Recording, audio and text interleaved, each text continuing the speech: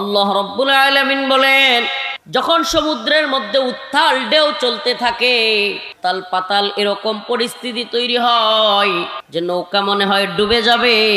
কঠিন ঝড়ের মধ্যে যখন নৌকা পড়ে যায় সমুদ্রের মধ্যে, যাত্রীরা চিৎকার করতে থাকে, আল্লাহ আল্লাহ বলে ডাকতে থাকে। ফাইদা রাকিবু ফিল ফুলক দাউল্লাহ মুখলিসিনা লাহুদ্দিন, একনিষ্ঠতার সাথে তারা আল্লাহকে ডাকে। ঝড় বৃষ্টি আসলে টিনের ঘরের যারা, আরে আমাদের টিনের ঘর ছিল, আব্বা একটা টিনের ঘর করছিল, আমার আম্মা হাইরি ডর। এমন অনেকে আছে টিনের ঘরে যারা থাকে ঝড় তুফানের দিনে লাই লাই লান্ত সুবহানাকে নিকুতুম নজরিম লাই লাই লান্ত সুবহানাকে নিকুতুম করে, কি করে না? এমন অনেক লোক টিনের ঘরে থাকে, ঝড় তুফান আসলে একেবারে ভয়ে কাঁপতে থাকে, দরজার পাশে যায় লাই লাই লান্ত সুবহানাকে।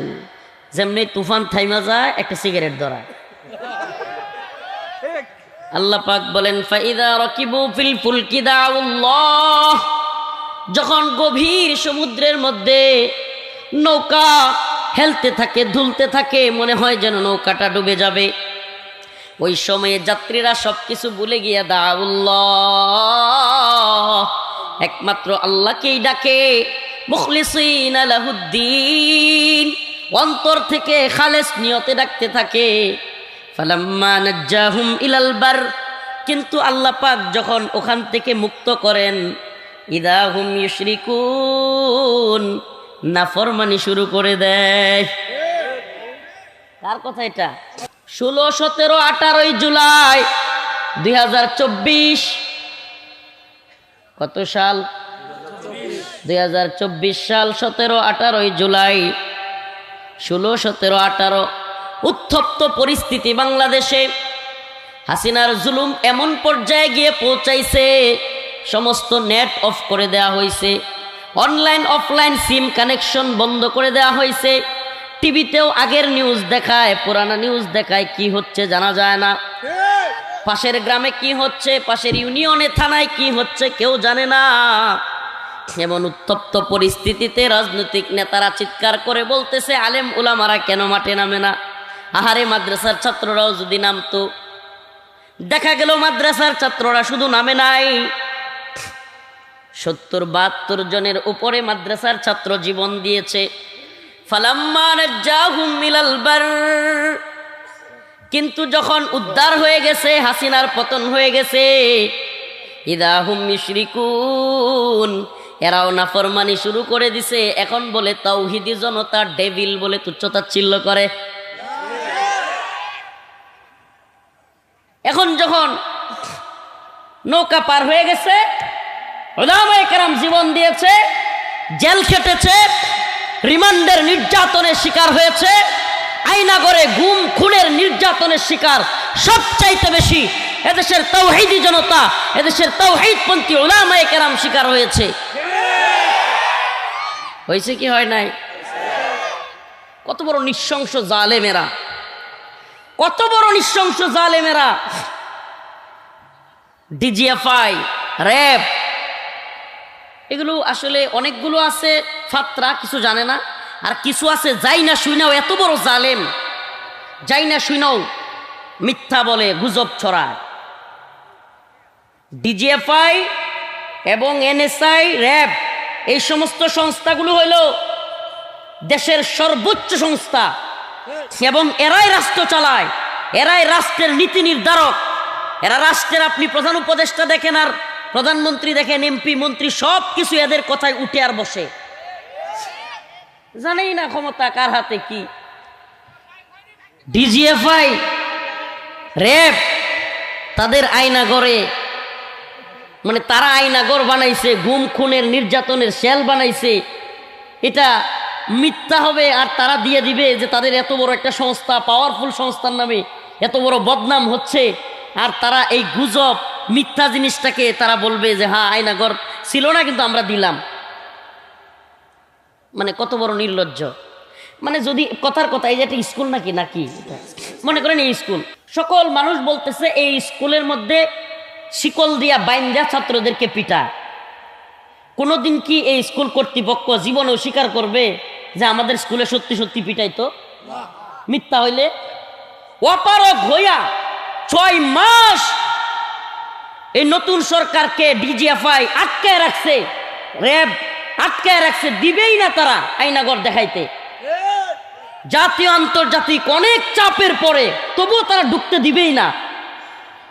এখন তারা ঢুকতে দিছে, তাও কি এই কিছু শয়তানের দল যেগুলো আওয়ামী লীগের প্রেতাত্মা গুম খুনের সাথে জড়িত ছিল, এরা নিজেরা পালানোর আগে ওই আয়নাগরগুলোতে কিছু পরিবর্তন করে ফেলছে। আমি নিজে আয়নাগরের সাক্ষী, আল্লাহর কসম করে বলছি, কাফারা দিতে হবে না। আমাদেরকে এমন রুমগুলোতে রাখা হয়েছে যেগুলো এখনো পর্যন্ত দেখাই নাই। আজকে যেগুলো দেখছেন তার চাইতে ভয়াবহ রুম আছে, তার চাইতেও ভয়াবহ।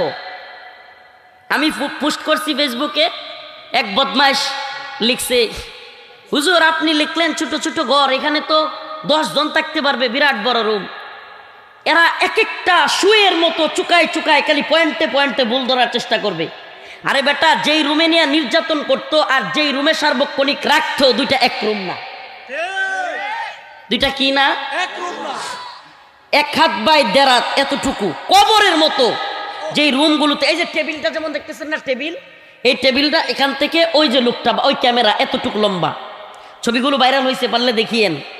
এমন একটা রুমে মানুষজনকে বছরের পর বছর রাখা হইতো। র্যাব 1-এ আমি সেই রুমে ছিলাম। এই এতটুকু রুমের মধ্যে রাখা হইতো।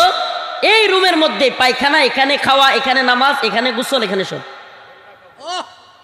কোনো পর্দা নাই। আপনি যেখানে পায়খানা করবেন কোনো পর্দা নাই, উঁচু কোনো ধরনের দেয়াল নাই, এখানেই এখানেই পায়খানা করতে হবে আপনাকে। আল্লাহর কসম করে বলছি, তবু এই আওয়ামী লীগ জাহেলরা, এই জালেমরা এখনো পর্যন্ত এগুলোকেও মিথ্যা বলতেছে। কত বড় নির্লজ্জ আর বেহায়া এদের প্রতি! কি করবেন আপনি এদের প্রতি আফসোস করা ছাড়া? আল্লাহ পাক বলেছেন, খতামাল্লাহু আলা কুলুবিহিম, আল্লাহ এদের অন্তরে সিলমোহর মেরে দিছে। ওয়া আলা সামঈহিম, এদের কানের মধ্যে আল্লাহ সিলমোহর মেরে দিছে। ওয়া আলা আবসারিহিম, এদের চোখের মধ্যে আল্লাহ সিলমোহর মেরে দিছে। এরা দেখেও দেখবে না, শুনেও শুনবে না।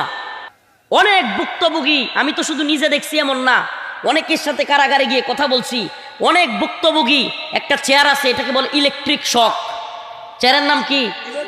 ইলেকট্রিক শক দেওয়া হয়।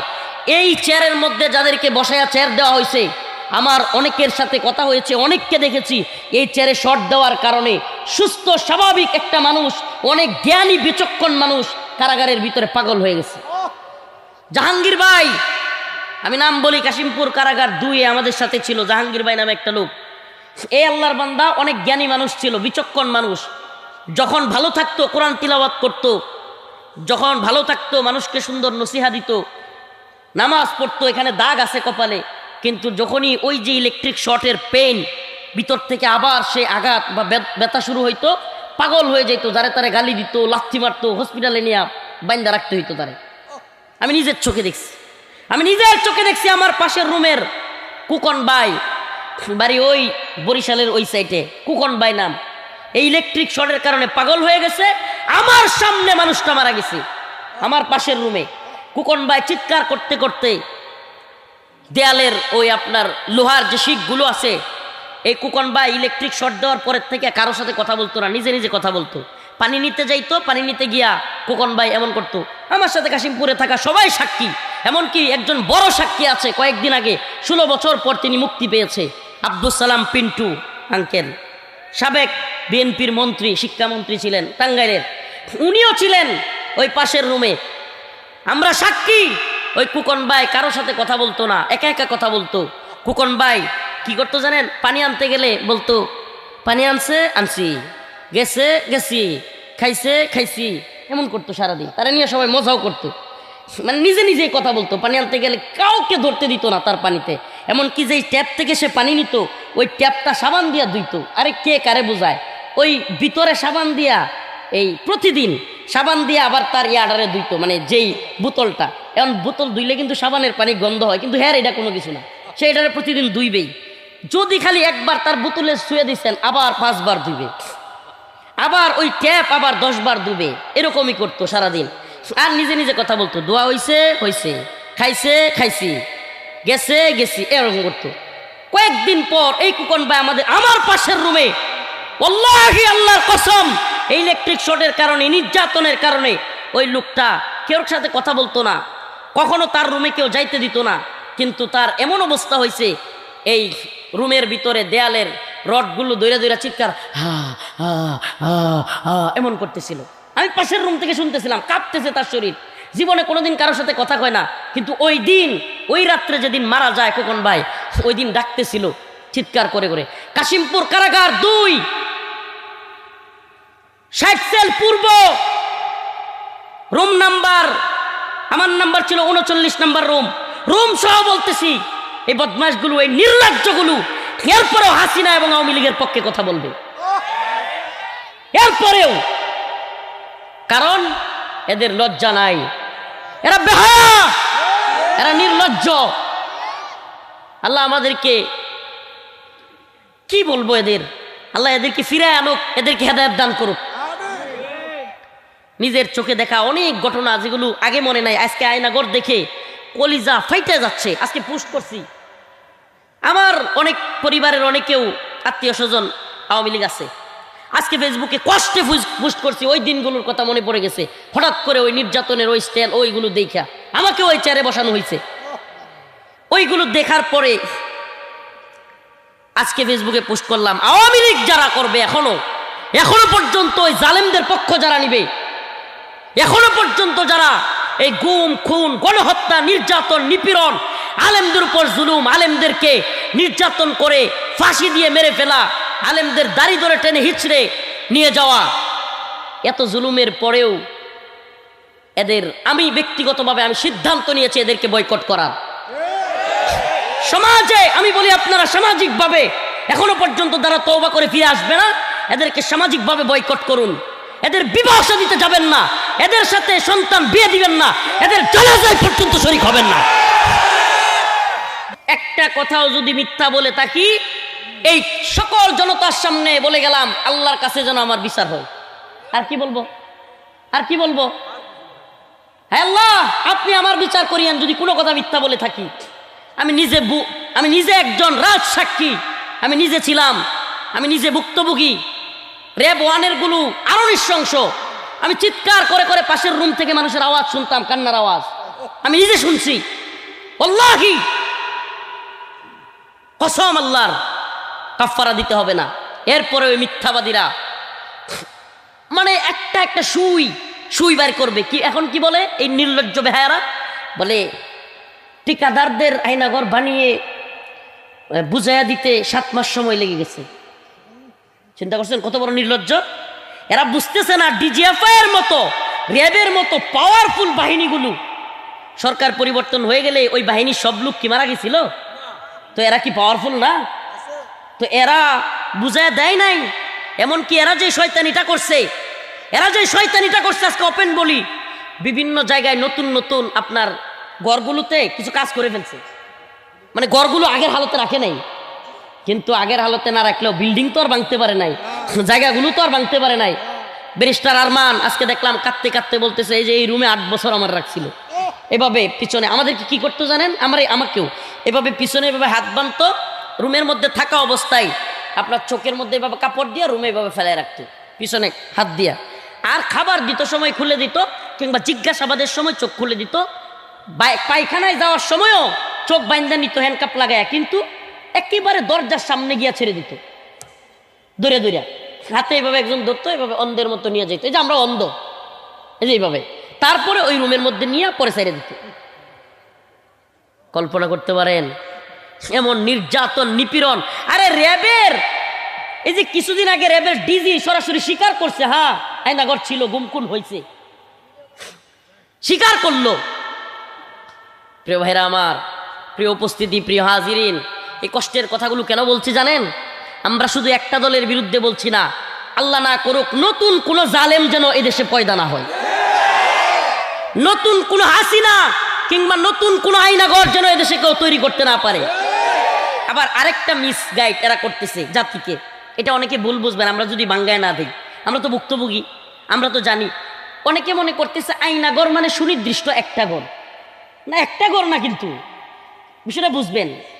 ডিজিএফআই এর একাধিক আয়নাঘর আছে, র্যাবের একাধিক আয়নাঘর আছে, ডিবির আয়নাঘর আছে, সিটিটিসির আয়নাঘর আছে। এই জন্য এক একজনের তত্ত্ব এক এক রকম হবে। এরা এটা দিয়েও গুজব ছড়াবে, কিরে এক একজনের কথাই দিয়ে মিলে না, বলবে কি বলবে না? কিন্তু আসলে সমস্যাটা কোথায়? সমস্যাটা হলো দেশের বিভিন্ন জায়গায় আয়নাঘর আছে। আয়নাঘর মানে একটা ঘর না। জেল মানে কি একটা জেল? বলেন না, জেল মানে কি একটা জেল? কারাগার মানে একটা ঘর নাকি? গাজীপুর জেলা কারাগারও কারাগার, কাশিমপুরও কারাগার, কেরানীগঞ্জ কারাগার, হাই সিকিউরিটিও কারাগার, সব কারাগারই তো কারাগার। এরকম আয়নাঘরও কিন্তু একটা ঘর না। আয়নাঘর কি না? বলেন না, আয়নাঘর কি না? আজকে বুঝে নেন এই কথাগুলো, অনেকদিন বলি নাই, দীর্ঘদিন। আয়নাঘর মানে একটা ঘর না। আয়নাঘর র্যাবের আছে, আয়নাঘর ডিবির আছে, আয়নাঘর সিটিডিসির আছে, আয়নাঘর ডিজিএফআই এর আছে। আবার এমন কিছু আয়নাঘর আছে যেগুলোর এখনো পর্যন্ত অস্তিত্বই খুঁজে পায় নাই। কারণ কি? কারণ ভিকটিমরা আয়নাঘরটা কোন জায়গায় এটা বলতেও পারবে না। কারণ আমি আমার কথা বলি, আমাকে গাজীপুর চৌরাস্তা পার হওয়ার সাথে সাথে চোখ বাইন্ধে ফেলা হয়েছে, তো আমি কিভাবে বলবো আমি কোথায় ছিলাম? পরবর্তীতে যখন আমাকে কারাগারে পাঠানো হয়, সেই দিন আমি বুঝতে পারছি আমি র্যাব ওয়ানে ছিলাম। কোথায় ছিলাম? র্যাব ওয়ানে। আগে কিন্তু বুঝারও উপায় নাই, কারণ তারা যেদিন ছেড়ে দিবে ওই দিন আপনি বুঝতে পারবেন। তাও কি তারা যদি চায় তাইলে বুঝতে পারবেন, এছাড়া বুঝতে পারবেন না। প্রিয় ভাইরা আমার, বন্ধুগণ আমার, ওপেন কথাগুলো বলা হচ্ছে। আমাকে বলেন না, সরকার পরিবর্তন হয়ে গেছে দেখে একটা নিজেরও তো সম্মান আছে, ইজ্জত আছে, বাহিনীগুলো কি বিলুপ্ত হয়ে গেছে? তো ডিজিএফআই তারা যে স্বীকার করলো আয়নাঘর ছিল, র্যাব স্বীকার করলো আয়নাঘর ছিল, এদের কি বদনাম হয় নাই? হ্যাঁ, কি কন? তারা কি যদি মিথ্যা হইতো তাহলে দিত? বিশ্ব মিডিয়ায় প্রচার হবে না যে বাংলাদেশের ডিজিএফআই আয়নাঘর রাখতো? বাংলাদেশ সেনাবাহিনীর একটা অংশ, গোয়েন্দা সংস্থা, আয়নাঘরে মানুষকে এরকম নির্যাতন করতো, এটা কি বিশ্ব মিডিয়া জানবে না? আজকে জাতিসংঘ থেকে বিবৃতি আসছে যে জুলাই আগস্টে যত মানুষ মারা হয়েছে সবগুলো হাসিনার হুকুমেই মারা হয়েছে। আর কত লুকায় রাখবেন? আর কত নির্লজ্জতার বেহায়াপনা করবেন? আরে সূর্যের আলো যেমন সত্য, ওই চাঁদ যেমন সত্য। এই আয়নাঘর ছিল, গুম খুন হয়েছে, এগুলো সত্য। তোদের মতো চামচিকারা, ওরে চামচিকা না, বাদুর, বাদুর, বাদুর নাকি সূর্য উঠলে নিজের যে ইয়াড়া থাকে না ওইটা দিয়ে লুকায় লায়, মানে সূর্য নাই। বাদুরে সূর্য লুকাইতে চাইলে সূর্য কি লুকায় থাকে? বান্দর নিজের চোখ লুকাইতে পারে, কিন্তু পৃথিবী থেকে সূর্য লুকাইতে পারবে? এই বাদুরের দল, চামচিকার দল, তোরা নিজেদের চোখকে ডাকতে পারবি, কিন্তু আল্লাহ পাক যেগুলো সত্য সেগুলোকে গোপন করতে পারবি না। কোনো না কথা কইলেই ধরে নিয়ে আইবেন, একের মাইরে এখনই শেষ করে দিব আমি। আমার আজ খুব আছে অনেক, আজকে আমার যেই পরিমাণে খুব, একটা রাও করলেই ধরে নিয়ে আইবেন, ওটার পিডামো আমি। আল্লাহ মাফ করুন আমাদেরকে। হাসিনার সময় আমরা পড়ুয়া করি নাই বেটা, হাসিনার সময় কোনো নির্যাতন গুম খুনের ভয়ে চুপ থাকি নাই। আর আজকে কলিজারা ফাইটে যাচ্ছে। আজকে আমার এক মামুরে আমি বলে দিছি যে আমার সাথে সম্পর্ক রাখতে হইলে, কথা বলতে হইলে ওপেন ঘোষণা দিতে হবে অনলাইনে যে আমি আর জীবনে কোনোদিন আওয়ামী লীগ করবো না। ঘোষণা না দিলে আমার আম্মারে বলছি, আম্মা তোমার বাইরে বলে দাও আমি আর জানাজাই পর্যন্ত যাবো, সরাসরি বলে দিছি।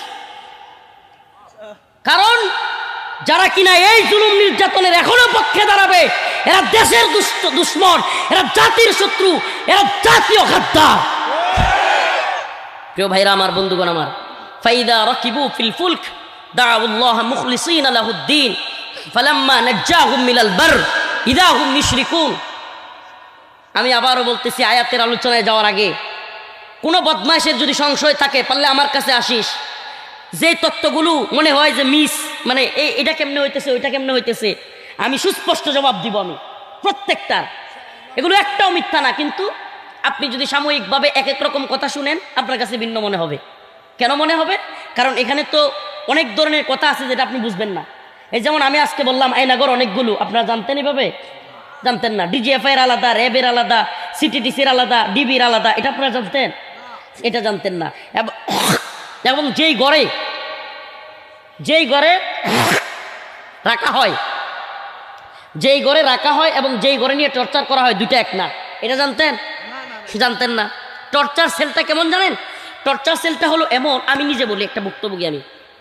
আমাকে র্যাব ওয়ানে হঠাৎ করে ওই যে হাসিনার বিরুদ্ধে যে বক্তব্য দিছিলাম ওই বয়ান ছাইরাই, মোদি বিরোধী আন্দোলনের বয়ান ছাইরাই কয় আদার ব্যাপারী জাহাজের খবর লস কয়ে এত জোরে মারছে, মানে ওদের তো ট্রেনিংয়ের হাত, এত জোরে আঘাত করছে আমি দেখি যে আমি কেন করতেছে মাথা। এমন পর্যায়ে আমার চোখ দিয়া পানি পড়তেছে, আল্লাহ আল্লাহ করতেছি। আমাকে একেবারে কি নোংরা বাসায় গালাগালিজ করে দানবের মতো দুইটা মানুষ টাইনা একটা রুমে নিয়ে গেল, মানে যেখানে ছিলাম ওখানে না, টাইনা নিয়ে গেলাম গিয়ে আলাদা রুমে। ওখানে যায় যেটা দেখলাম কি বিভৎস চেহারা, একজনের নাক নাই, চোখের নিচে এরকম গুস্ত নাই, এরকম চেহারার আকৃতিওয়ালা। এগুলো কি ছবি হবে নাকি এক ধরনের কঙ্কাল, এটা আমি এখন বুঝতে পারতেছি না। মানে ওরকম এখন ইয়া হইতেছে না। একটা রুম ভয়ঙ্কর, মানে হলো ভয় দেখানোর জন্য। প্রিয় ভাইরা আমার, বন্ধুগণ আমার, এই নির্লজ্জতা, এই ভয়াবহ নৃশংসতা, নিষ্ঠুরতা করার পরেও আচ্ছা এদের বক্তব্য কি তাইলে মানুষ, আমরা মনে হয় মানে মানুষ যারা এরকম গুম খুনে ছিল 8 বছর 10 বছর, বউ বাচ্চা মা বাবা ভাই বোন সবারে চাইরা, এই মানুষগুলো মনে হয় নিজের ইচ্ছায় পালায়া ছিল। আমার কথা শুনেন, কানাকানি করার দরকার নাই, আমার কথা শুনছেন। 8-9 বছর 2 বছর 3 বছর বউ বাচ্চা মা বোন সবাইরে চাইরা এই লোকগুলো কি পালায়া ছিল? হ্যাঁ রে নির্লজ্জ বেহায়ের দল। এটা মানুষ নিজের ইচ্ছা এইভাবে বউ বাচ্চা সবারে চাইরা পালায়া থাকতে পারে? হ্যাঁ, তাইলে এরা কি বুঝাইতে চায়? মানে আর কি দলিল লাগে যে এই লোকগুলো এতদিন ছাড়া পাইলো না, আওয়ামী লীগ যাওয়ার পরেই ছাড়া পাইলো?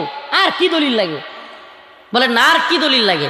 প্রিয় ভাইরা আমার, বন্ধুগণ আমার, আল্লাহ বলেছেন ফালা তাহসাবান্নাল্লাহা গাফিলান আম্মা ইয়ামালুজ জালিমুন ইন্নামা ইউআখিরুহুম লিয়াউমিন তাশখাসু ফীহিল আবসার মুহতিঈনা মুকনিঈ রুউসিহিম লা ইয়ারতাদ্দু ইলাইহিম তারফুহুম ওয়া আফিদাতুহুম হাওয়া। আল্লাহ বলছেন, ও জালিমের দল, তোরা মনে করিস না তোদেরকে আমি ছেড়ে দিছি। আল্লাহ বলেন, আমি ছাড় দেই, সময় দেই, কিন্তু ছেড়ে দেই। আমি ছাড় দেই কিন্তু ছেড়ে দেই। আল্লাহ পাক ছাড় দেন কিন্তু ছেড়ে দেন না। জালেমদেরকে আল্লাহ পাক সতর্ক করেন, ছাড় দেন কিন্তু ছেড়ে দেন না। আমরা তো এই জন্য বলি, নতুন সরকারকে বলি, অনেক তালবাহানা করেছেন, আর সময় নাই। তাওহীদবাদী জনতার বিরুদ্ধে কথা বলেন, আপনাদেরকেও সময় দেওয়া হয়েছে, দেখা হয়েছে। দ্রুত সময়ের মধ্যে আওয়ামী লীগকে নিষিদ্ধ না করলে আমরা আপনাদের বিরুদ্ধে আন্দোলন করতে বাধ্য হব। প্রিয় ভাইরা আমার, বন্ধুগণ আমার, মিসগাইড হবেন না প্লিজ, মিসগাইড হবেন না, আমাদেরকে ভুল বুঝবেন না। আমরা পারতাম আপনাদেরকে নামাজের নসিহা, রোজার নসিহা এগুলো করতাম, কিন্তু আজকের আলোচনাগুলো এগুলো এই জন্য করতেছি প্রিয় ভাইরা আমার, বন্ধুগণ আমার, মানুষকে ধোঁকা দিয়ে যদি জালেমরা আবারও কোনোভাবে আসার চেষ্টা করে, আপনারা যেন ভুল না বুঝেন, আপনারা যেন ধোঁকা না খান। আল্লাহর পক্ষ থেকে আমরা যেহেতু এই নির্যাতনের শিকার হয়েছি, আমাদের দায়িত্ব, আমাদের কর্তব্য তাদের জুলুমগুলো আপনাদের সামনে বলা, আপনাদের কাছে বলা। এরা বলবে হুজুররা ওয়াজ নসিহত কোরআন হাদিস কয় না, খালি রাজনৈতিক কথা কয়। এরা পুশ পুশ দিবে, পুশ। আমি বলি, তুই কোরআন হাদিসের কি বুঝিস? জালেমদের বিরুদ্ধে কথা বলা সবচাইতে বড় উত্তম আমল। জালেমদের বিরুদ্ধে কথা বলা উত্তম জিহাদ। আজকে যে সমস্ত জালেমরা আমাদের উপর জুলুম করেছে, এখনো পর্যন্ত জুলুম করার প্ল্যান করছে।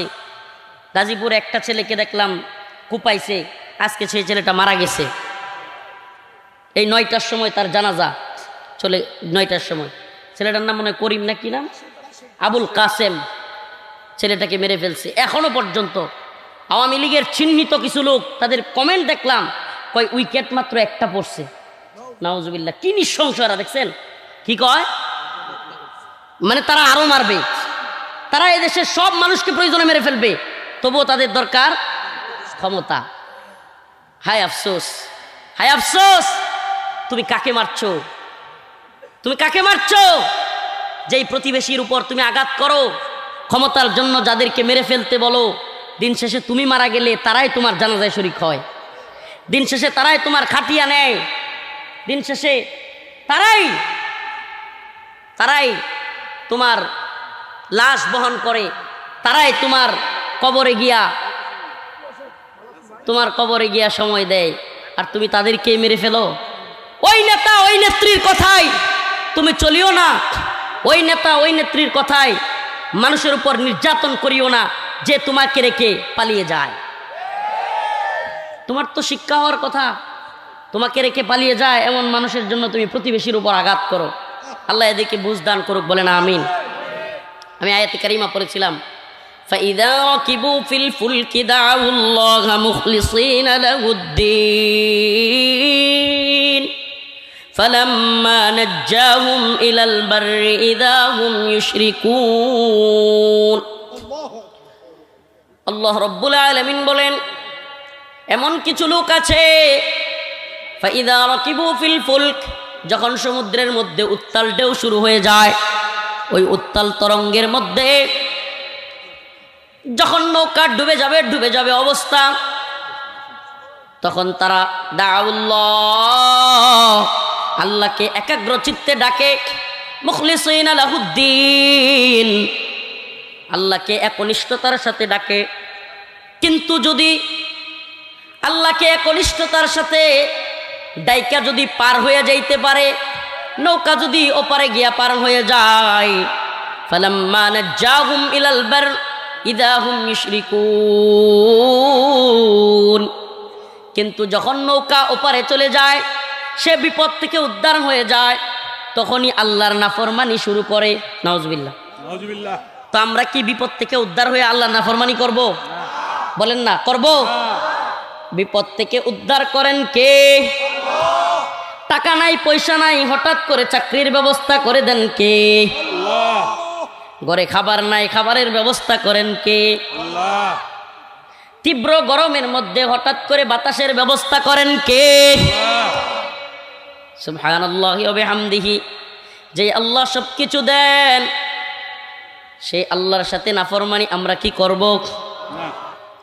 এটা কখনো যেন না হয়। মুমিনের কাজ আল্লাহর সাথে নাফরমানি করা নয়। মুমিন বিপদে আপদে ধৈর্য ধারণ করবে, সবর করবে, আর সুখের দিন আসলে আল্লাহর শুকরিয়া আদায় করবে। সুখের দিন আসলে শুকরিয়া আদায় করবে। আমরা এখন শুকরিয়া আদায় করি, আলহামদুলিল্লাহ। আল্লাহ পাক হাসিনার মতো পৃথিবীর ইতিহাসের কুখ্যাত জালেম থেকে আল্লাহ পাক আমাদেরকে হেফাজত করছেন।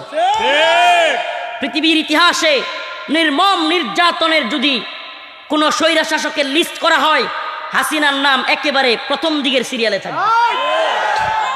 আল্লাহ পাক এরকম নির্যাতিত, এরকম স্টিম রোলার চালানো নির্যাতনের এক ফ্যাসিস্ট ভয়াবহ দানব থেকে আমাদেরকে রক্ষা করেছেন, বলেন আলহামদুলিল্লাহ।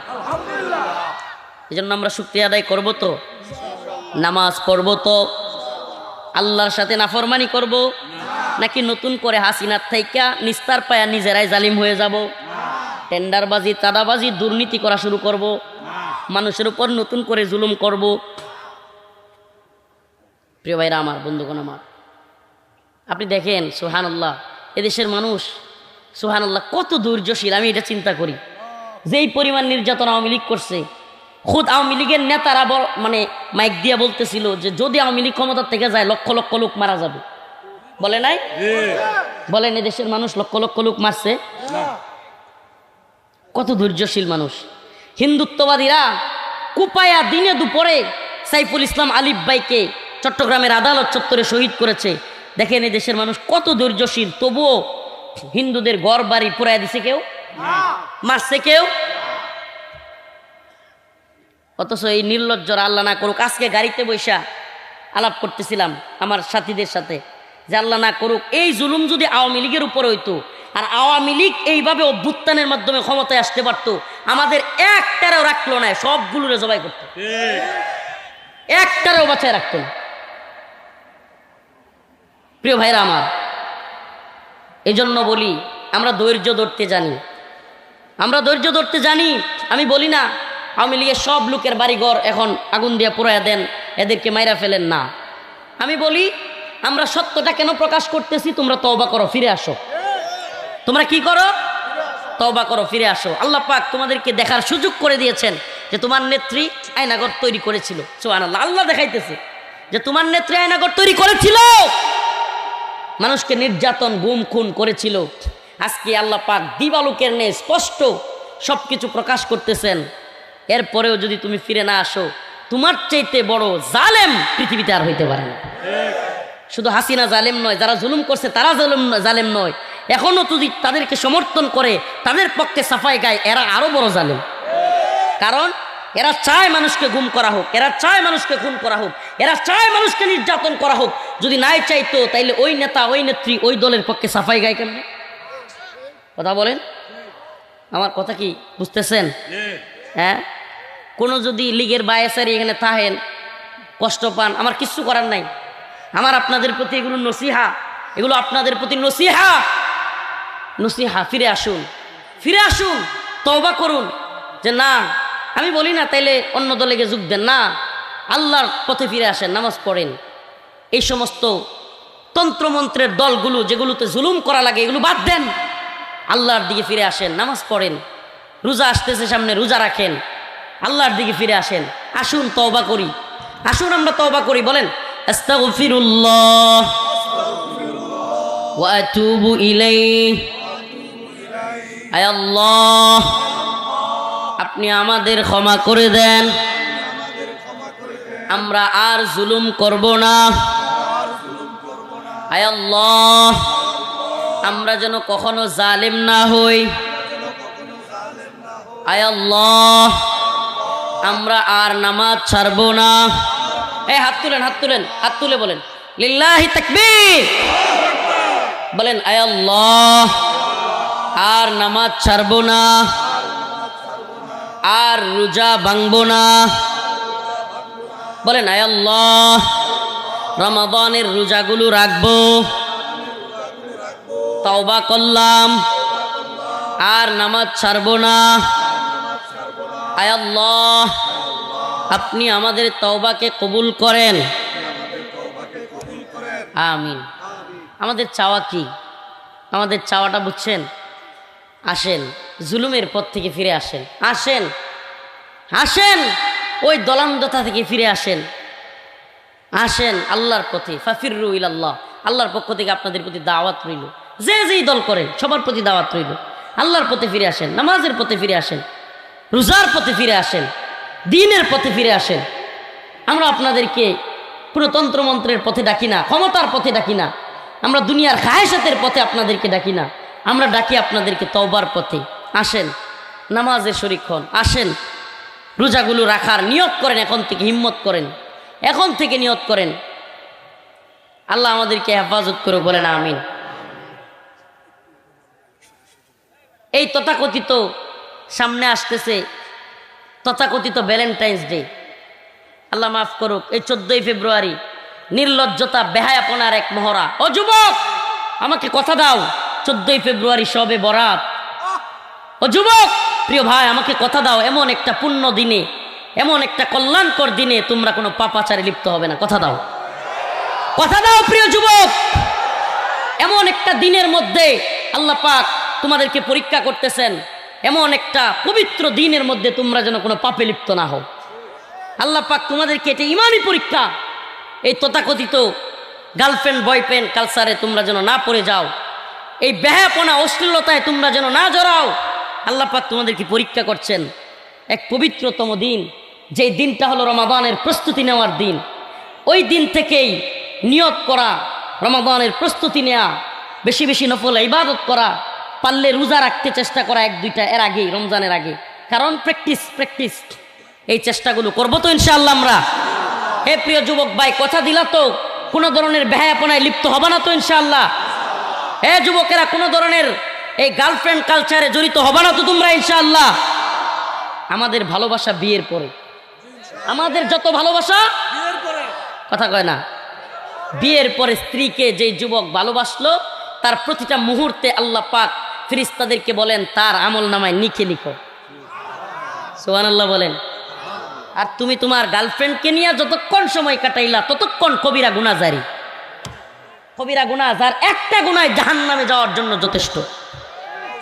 প্রিয় যুবক ভাইদেরকে বলি, আমাদের মুরব্বী বাবাদেরকে, মাদেরকে বলি, এই নিজের পায়ে দাঁড়ানো, এই অজুহাত সেই অজুহাত, 5 লক্ষ 10 লক্ষ টাকার কাবিন মহারানার বোঝা মাথার উপর চাপাইয়া দিয়া বিয়েকে কঠিন না করে আমার যুবক যুবতী ভাই বোনদেরকে দ্রুত বিয়ের ব্যবস্থা করে দেন, দ্রুত বিয়ের ব্যবস্থা করেন। এটা প্রত্যেকটা বাবা মার কাছে আল্লাহর পক্ষ থেকে দায়িত্ব এবং কর্তব্য।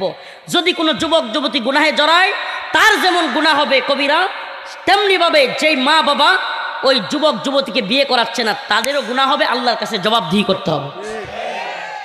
বিয়েকে কত কঠিন করে ফেলছে, হ্যাঁ হ্যাঁ আফসোস। 10 লাখ 12 লাখ 15 লাখ 20 লাখ মোহরের বোঝা চাপায়া দিয়া নিজের পায়ে দাঁড়ানোর কথা বলে, আরে নিজের পায়ে দাঁড়াইছে না, সে কি আমনের পায়ে চলে নাকি? আশ্চর্য কথা। আল্লাহ রসুল সাল্লাহ সাল্লামের কাছে, শুনেন হাদিস, শুনেন হাদিস, কোনো বানোয়াট কিচ্ছা কাহিনী বলতেছি না। আল্লাহ রসুল সাল্লাহ সাল্লামের কাছে এক মেয়ে আসছে, তখনও মুসলমান হয় নাই। বলতেছে, ইয়া রাসূলুল্লাহ, আপনি যদি আমার বিয়ে করেন তাহলে আমি মুসলমান হব। সুবহানাল্লাহ। আল্লাহ রসুল মুখ ফিরিয়ে নিলেন, রাজি হলেন না। আবার দ্বিতীয়বার বলতেছে, ইয়া রাসূলুল্লাহ, আপনি যদি আমার বিয়ে করেন আমি মুসলমান হয়ে যাব। রাসূল সাল্লাল্লাহু আলাইহি সাল্লাম আবারও মুখ ফিরিয়ে নিলেন। তৃতীয়বার আবার মেয়েটা বলতেছে, ইয়া রাসূলুল্লাহ, আপনি যদি আমার বিয়ে করেন আমি মুসলমান হয়ে যাব। এই মুহূর্তে এক সাহাবী বলে বসছে, ইয়া রাসূলুল্লাহ, মানে মেয়েটা অনেক সুন্দরী, দেখতে খুব ভালো। বলতেছে, ইয়া রাসূলুল্লাহ, আপনি বিয়ে না করলে আমার সাথে বিয়ে করায় দেন। হাদিস বলতেছে, সুবহানাল্লাহ। আল্লাহ রসুল বললেন, তুমি যে বিয়ে করবা মহারানা আছে, একটু স্বর্ণের টুকরা নিয়ে আসো। কয়, ইয়া রাসূলুল্লাহ, আমার তো আপনি জানেন আমি গরিব, আমার স্বর্ণের টুকরা নাই। একটু রূপা নিয়ে আসো। কয়, তাও নাই। কয়, একটু তামা নিয়ে আসো। কয়, তাও নাই। কয়, যাই আছে নিয়ে আসো। কয়, ইয়া রাসূলুল্লাহ, আমি তো আরবের সবচেয়ে গরিব, আমার কিচ্ছু নাই। কয়, তুমি কি সূরা কিরাত জানো? কয়, জানি কয়েকটা। পারো? কয়, হ্যাঁ।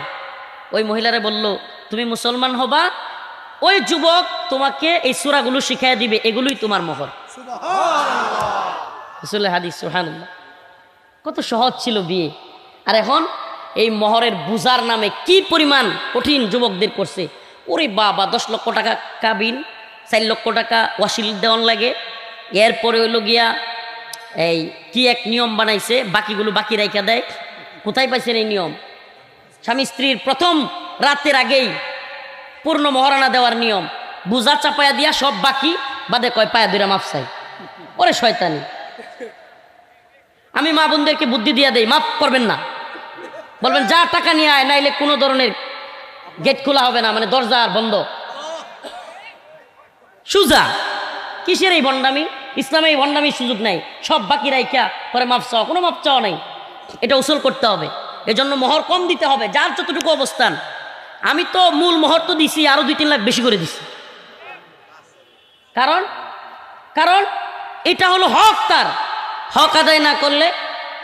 এরপরেও মেয়েদের দেখবেন যতই আদায় করেন, এরপরেও আমার এখনো কয় যে পূর্ণ নাকি আদায় হয়েছে না। যতই দেন তারপরে হবে না, তো না হোক, আল্লাহর কাছে তো আর জবাব নাই। হে যা মনটা করি থাক, সে বলবেই। মেয়েদের কাজই বলা, কিন্তু আল্লাহ তো জানে আমি সব দিয়ে দিছি। আমি পই পই করে হিসাব করে দিয়ে দিছি, দিয়া আরো বেশি দিছি। তো এরপরে যদি না করে তাহলে আমার কিছু করার নাই। কিন্তু বিবাহকে সহজ করা, আমি তো বলি কি, বাবা মারে বুদ্ধি দিয়া যায়। ক্যাম্পেইন করবেন প্রয়োজনে, এলাকার যারা হিতাকাঙ্ক্ষী, ক্যাম্পেইন, বিয়ের ক্যাম্পেইন করবেন, ফজরের নামাজের ক্যাম্পেইন করবেন। 2টা ক্যাম্পেইন চালু করতে পারেন। ওলামায়ে কেরাম যারা আছেন, যুবকরা যারা আসো, নামাজ পড়ো, যুবকদের একটা গ্রুপ খুলবা হোয়াটসঅ্যাপে অথবা মেসেঞ্জারে। প্রতিদিন ফজরের সময় এই গ্রুপে ঢুইকাই ফজরের সময় বন্ধু বান্ধবদেরকে বলবা, সালাম দিবি, তোরা কি করবি? সালাম দিবি, আসসালামু আলাইকুম। তার মানে সে ফজরের সময় উঠছে, তার মানে কি? আর যারা নক করে নাই, সালাম দেয় নাই, তারা উঠে নাই। প্রমাণ হয়ে গেছে যে কয়জন উঠে নাই আর যে কয়জন উঠছে, যারা উঠছে নামাজ পড়ছে, তারা গিয়া পরের দিন ওই যারা নক করে নাই ফজরের সময়, এদেরকে গিয়া সালাম দিবা, ভাই তুই তো উঠতে পারিস নাই, আসসালামু আলাইকুম, তুই কাজাটা পড়, আর আজকে থেকে আর কাজা করিস না। এই ক্যাম্পেইন চালু করেন। আরেকটা ক্যাম্পেইন হইতে পারে বিয়ের, এটা তো ক্যাম্পেইন ফজর। এটা কি ক্যাম্পেইন ফজর? সুবহানাল্লাহ। যে ক্যাম্পেইন ফজর চালু করবে, ফজরের নামাজ যে আদায় করবে, তার বাকি 4 ওয়াক্ত নামাজ এমনি এমনি সুন্দর হয়ে যাবে। ফজরের নামাজ সবচেয়ে কষ্ট। আল্লাহ পাক সুবহানাল্লাহ, সালাফগণ বলেন আল্লাহ পাক ফজরকে এমন একটা সময় রাখছেন যে মুনাফিকরা ফজর চাইলেও আদায় করতে পারবে না। মানে মুনাফিক পারবে না, আর মুমিনের জন্য অসম্ভব না। সুবহানাল্লাহ। মানে আল্লাহ পাক ফজর রক্তটাকে এমন একটা সময় রাখছেন, দিন থেকে রাতকে যেমন ফজর আলাদা করে দেয়, ফজরের নামাজ কি করে দেয়? দিন থেকে রাতকে আলাদা করে দেয়। তেমনি ভাবে ঈমান থেকে নিফাককেও ফজর আলাদা করে দেয়। সুবহানাল্লাহ কন্যা। দিন থেকে রাতকে আলাদা করে কোন নামাজ? ফজর। তেমনি ভাবে মুমিন থেকে মুনাফিকদেরকেও আলাদা করে কোন নামাজ? সুবহানাল্লাহ।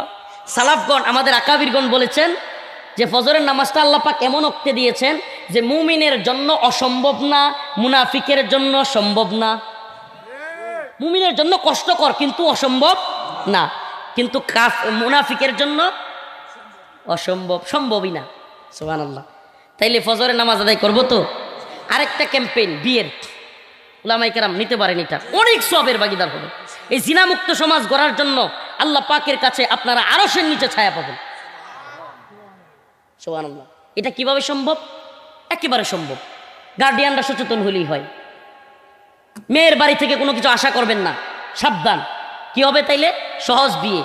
মেয়ে ছেলে দেখবে অল্প মহারানা, অল্প মহারানা, এরপরে কি একটা ছাগল, একটা বকরি জবাই হবে, ছোট্ট অলিমা, অলিমা হবে ছেলের বাড়িতে। কোথায়? মেয়ের বাড়িতে। এই গাট্টি বইরা লোক গিয়া খাওয়া এটা নাজায়েজ। সুস্পষ্টভাবে বলি, উলামায়ে কেরাম এখানে আছেন, মেয়ের বাড়িতে 100 জন 200 জন নিয়ে খাওয়া কি নাজায়েজ। কিন্তু অলিমা যত বড় করতে পারেন এটা সমস্যা নেই, কিন্তু অলিমার বোঝাও চাপায়া দেওয়া যাবে না। অলিমা যদি যতটুকু অবস্থান, আমি তো বলি আল্লাহ রসুল বলেছেন, এটা আমার কথা না, আল্লাহ রসুল বলেছেন যেই বিয়েতে খরচ যত কম সেই বিয়ে তত উত্তম। সুবহানাল্লাহ কোন? যেই বিয়েতে খরচ যত কম সেই বিয়ে। এই মহরে ফাতেমির নামে, মহরে ফাতেমি নতুন এক প্রথা চালু হয়েছে। উলামায়ে কেরাম আসছেন, মহরে ফাতেমি কি ওয়াজিব না ফরজ? কোনো কিছুই না। মহরে ফাতেমি দিতেই হবে, এই বাধ্যবাধকতা কে করছে আপনারে? মহরে ফাতেমি এখন অনেক টাকা চলে আসে, এত টাকাও মোহর দিতে হবে, এটা বাধ্যবাধকতা নাই। মহরে ফাতেমিও যদি কেউ দিতে না চায়, এখন মহর আর এই কাবিন নামা বড় কেন করে? সংসারটা যদি ভাঙ্গা যায়। আরে মিয়া, টাকা দিয়া কি আপনি সংসার কিনছেন? তাইলে বদমাইশি করেন। টাকা দিয়া সংসার আটকানো যায়? কাবিন কোনোদিন বিয়ে আটকাইতে পারছে? বড় একটা অ্যামাউন্ট দিয়া রাখে যাতে বয়ে মানে না সারে। নাউজুবিল্লাহ, এটা কোনো কথা হইল? মানে মানে বিয়ের আগেই সারাসারির চিন্তা। আপনি বুঝছেন সংসার কেন টিকে না? এত সংসারে বিচ্ছেদ কেন? কারণ শয়তানি তো আগেই, বাবা মার মাথায় শয়তানি, স্বামী স্ত্রীর মাথায় শয়তানি, যে মোহর কম দিলে ফায়দা কি, ছেড়ে দেওয়া যাবে সহজে। নাউজুবিল্লাহ, নাউজুবিল্লাহ। আমার স্ত্রীকে যদি আমি 1 টাকাও মোহর দিতাম তবুও কি আমি ছাড়তাম? আমাকে সারা দুনিয়া দিয়ে দেওয়া হলেও কি আমি আমার স্ত্রীকে ছাড়বো নাকি? উলামায়ে কেরাম তাদের স্ত্রীকে সবচেয়ে বেশি ভালোবাসে। আলেমদের কাছে মেয়ে বিয়ে দিলে সুবিধা কি?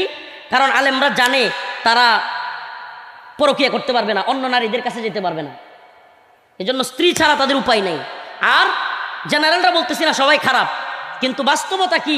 একজন আলেম সে কি চাইলেই কি অন্য মেয়ের কাছে যেতে পারবে? কিন্তু একজন প্যান্ট শার্ট ফুটস্যুট পরুয়া যে কোনো মেয়ে নিয়ে হাঁটতে পারবে। একজন আলেম, সমাজের পরিচিত আলেম, জীবনে কোনোদিন একটা মেয়ে নিয়ে এভাবে হাঁটতে পারবে? পর্দা না কইরা সম্ভব? এজন্য বলি প্রিয় ভাইরা আমার, বন্ধুগণ আমার, দিনদার ছেলে বাছাই করবেন, আলেম না হোক, আলেম না হোক, দিনদার ছেলে বাছাই করবেন বিয়ের ক্ষেত্রে। দিনদার, যে নামাজ পড়ে। হেমিয়া ভাই, এটা কথা বলে যায়, এটা আমি প্রায়ই বলি, বাবাদেরকে বলি, মেয়েদের বাবা মাদেরকে বলি,